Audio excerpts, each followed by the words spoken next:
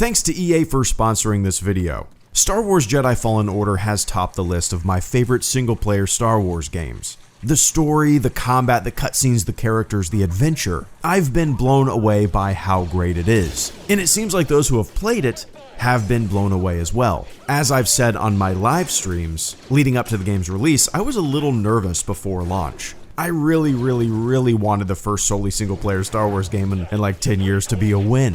And it's more than a win in terms of a solid game, it's also a win for a solid Star Wars story. It's a win for meshing together generations of Star Wars fans through generations of Star Wars material. And it's a fun ride. 5 reasons why Star Wars Jedi Fallen Order is my favorite Star Wars single-player game. But first, what's in the box? EA sent over a care package, so it's time for something that's very rare on this channel, a little unboxing. Let's dive in.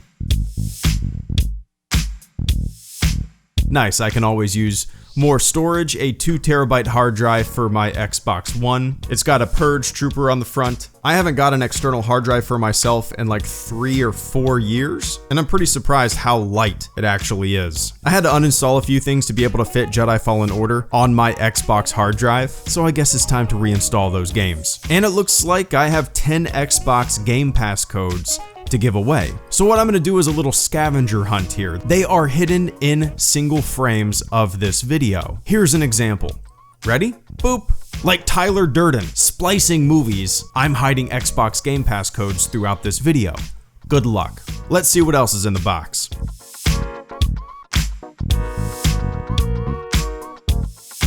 A limited edition replica of Cal Kestis' lightsaber. This thing is super heavy duty. This is actually my first lightsaber, and I'm pretty blown away by the construction of it. The detail is it's completely metal. It has damage on it. The finish, the emitter, the sleeve. I don't know if other replica lightsabers are this detailed because I've actually never held one. But man, this is pretty insane. Pretty awesome. Oh, and the stand that it came with is pretty rad too. It'll look nice in the new office when the house is finished being built in a couple weeks. Hell yeah.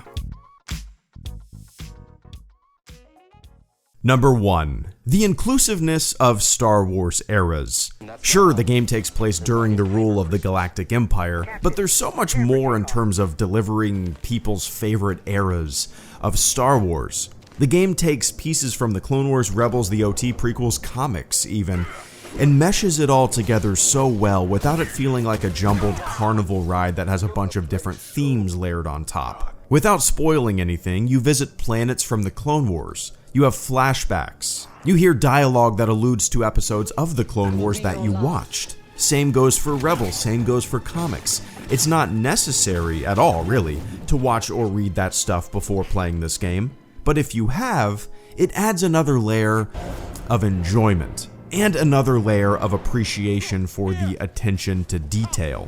Number 2, the combat. The combat in this game beats any other Star Wars game I've played. It requires precision, focus, and patience might be the most important word there. I love the way force powers have been integrated into this game. Cal can't just run around like a god. His force meter drains, and it drains rapidly. And because of that, you have to be strategic with when and how you use the force. Every enemy reacts differently to different force powers. Some things work, and some things don't. It's trial and error.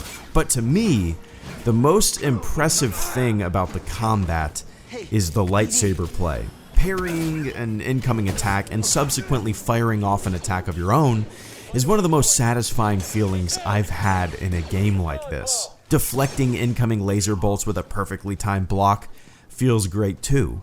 The combat is challenging in a good way. Boss battles are tough. The animals, the creatures that you run into are often more difficult than the humans you fight. The combat is just difficult enough to give you that rush of, oh no, here we go again panic before you jump into another fight. And when you win said fight, a huge feeling of relief washes over you. I love it. Number 3, the adventure. Jump, run, swing, push, pull. If another Pitfall game was going to be made, Jedi Fallen Order's adventure mechanics would fit perfectly. This game is like a 2019 3D modern version of Pitfall: The Mayan Adventure set in the Star Wars universe with force powers. It is like your Indiana Jones with a lightsaber and double jump. There were moments in the game where I sat back and thought to myself, I haven't fought an enemy in like 15 minutes, and it went unnoticed. Because how you navigate through your environment is as engaging as the combat, which is, in my opinion, a huge feat. The world is kind of an enemy, and instead of having to defeat it, you have to figure out how to survive it, and try not to fall off of it to your death. Some of my favorite moments in the game were just navigating the environment, climbing up icy walls as the wind shakes your controller, or wall running from wall to wall and grabbing a rope or vine to swing to safety. The adventure mechanics of the game were an aspect I did not expect to enjoy as much as I did. In fact, it's an aspect of the game I never really gave much thought about. Because, most of the time in most games, when you're running through a level or a map, it's not this fun. It's not this engaging. Jedi Fallen Order makes the journey as enjoyable, maybe more so, than the destination. Number 4, the story. Stories in many video games rival the stories found in movies and shows, and that is certainly true in Jedi Fallen Order. The cutscenes in the game are so entertaining and so well acted.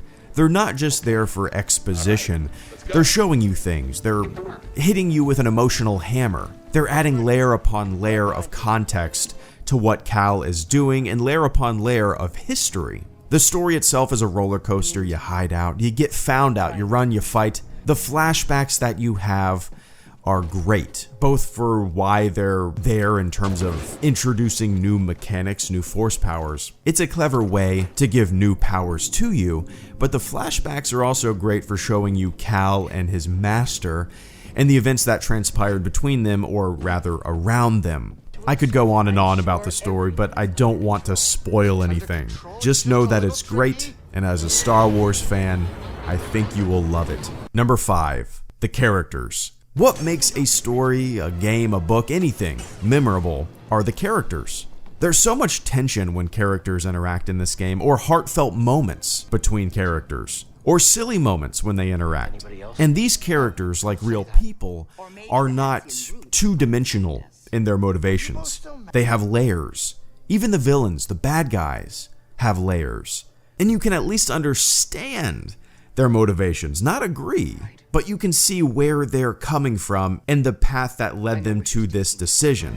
And that's what makes a good villain.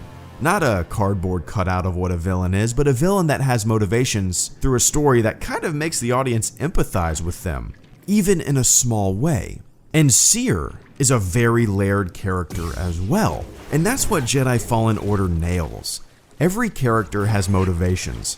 Every character has purpose. Every character has struggle, and not everything is black and white. Even BD-1, the compassion that we feel for a droid, is another great example. When Cal finds out that BD-1 did a thing, I don't want to spoil anything, but there are a lot of really amazing moments between Cal and BD-1. The characters in Jedi Fallen Order are layered, and that's great, not only for a video game, but also for a Star Wars story. Have you played Jedi Fallen Order? If so, where does it land on your list of favorite Star Wars games? I know that's a tough question to answer. Do you have anything you would have added to this top 5? I'm all ears. And if you haven't played Jedi Fallen Order, well, hopefully you will soon. Maybe a little present for the holidays. It's a fun ride, one that can't be missed. HelloGreedo, out.